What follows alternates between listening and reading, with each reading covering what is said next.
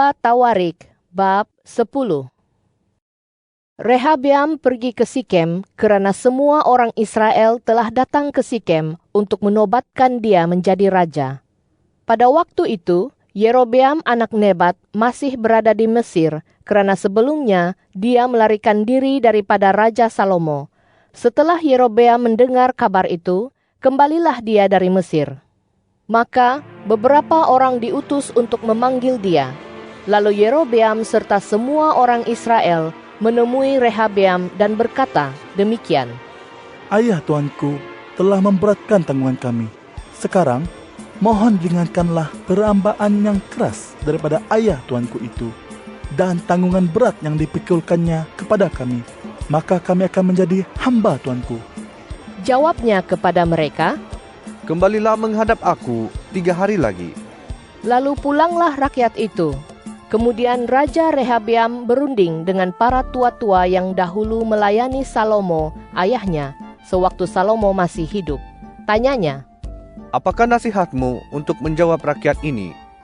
Jawab mereka kepadanya, jika tuanku mahu berbuat baik kepada rakyat ini, menyenangkan mereka, dan menjawab mereka dengan kata-kata yang baik, maka mereka akan menjadi hamba tuanku sepanjang waktu. Akan tetapi, dia mengabaikan nasihat yang diberikan kepadanya oleh para tua-tua itu, lalu berunding dengan pemuda-pemuda yang membesar bersama-samanya dan yang melayani dia. Tanyanya kepada mereka, apakah nasihatmu? Bagaimanakah kita harus menjawab rakyat yang berkata kepadaku, ringankanlah tanggungan yang dipikulkan ayah tuanku kepada kami?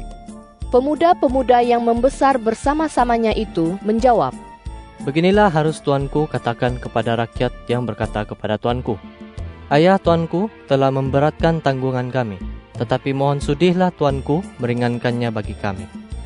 Beginilah harus tuanku katakan kepada mereka, jarih kelengkengku lebih besar daripada pinggang ayahku.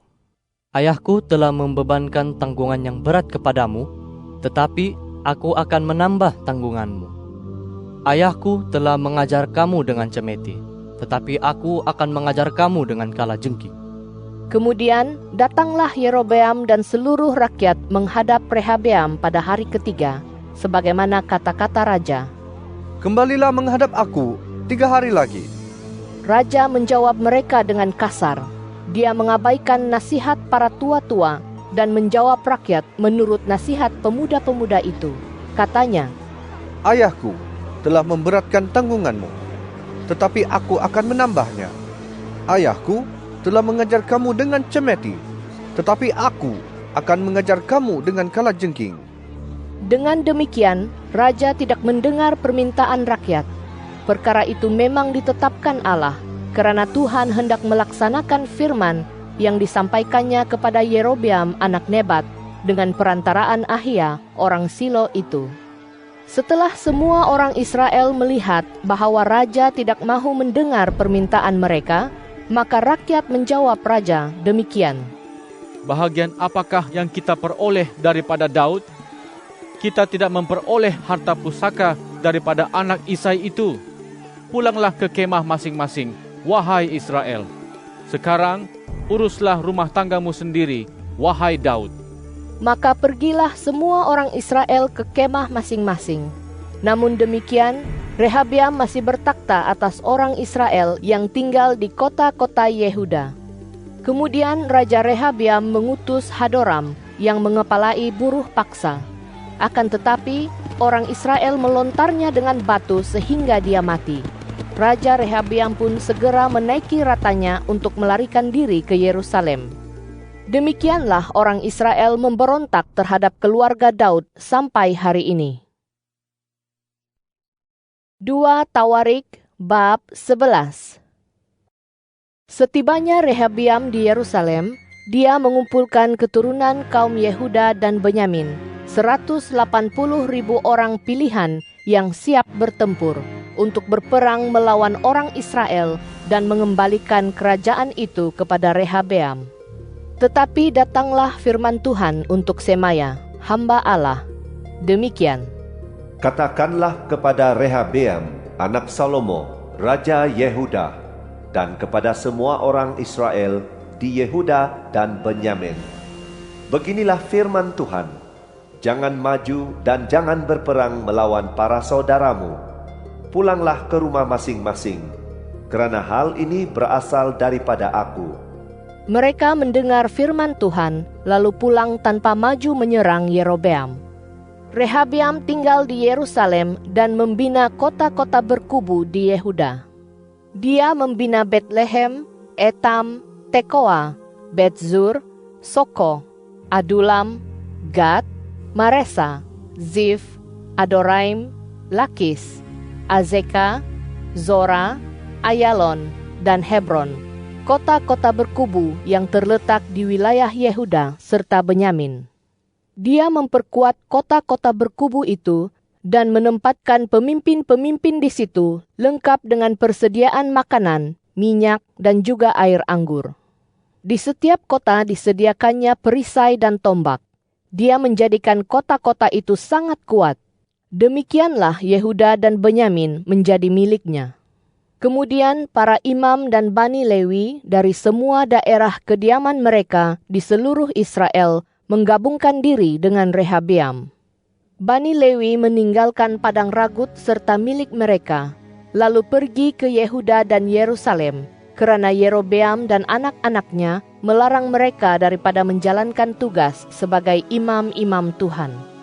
Yerobeam mengangkat bagi dirinya imam untuk bukit-bukit pemujaan, untuk penyembahan patung kambing dan anak lembu yang dibuatnya. Bani Lewi itu diiringi oleh kalangan daripada segala suku Israel yang menetapkan hati mereka untuk mencari hadirat Tuhan, Allah Israel. Mereka datang ke Yerusalem untuk mempersembahkan korban kepada Tuhan, Allah nenek moyang mereka. Mereka memperkuat kerajaan Yehuda dan memantapkan kedudukan Rehabeam anak Salomo 3 tahun lamanya. Kerana selama 3 tahun itu, mereka hidup mengikuti jejak Daud dan Salomo. Rehabeam memperistri Mahalat, anak Yerimot, anak Daud, dengan Abihail, anak Eliab, anak Isai. Perempuan itu melahirkan baginya beberapa orang anak lelaki, Yeus, Semaria, dan Zaham.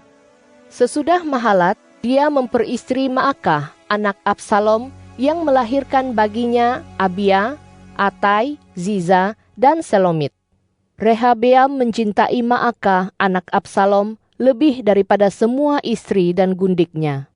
Dia mempunyai 18 orang istri dan 60 orang gundik, serta dikurniai 28 anak lelaki dan 60 orang anak perempuan.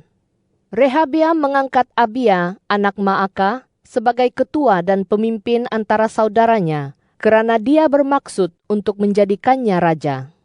Dia bertindak bijak dengan menyebarkan semua anaknya ke seluruh tanah Yehuda dan Benyamin, di semua kota berkubu.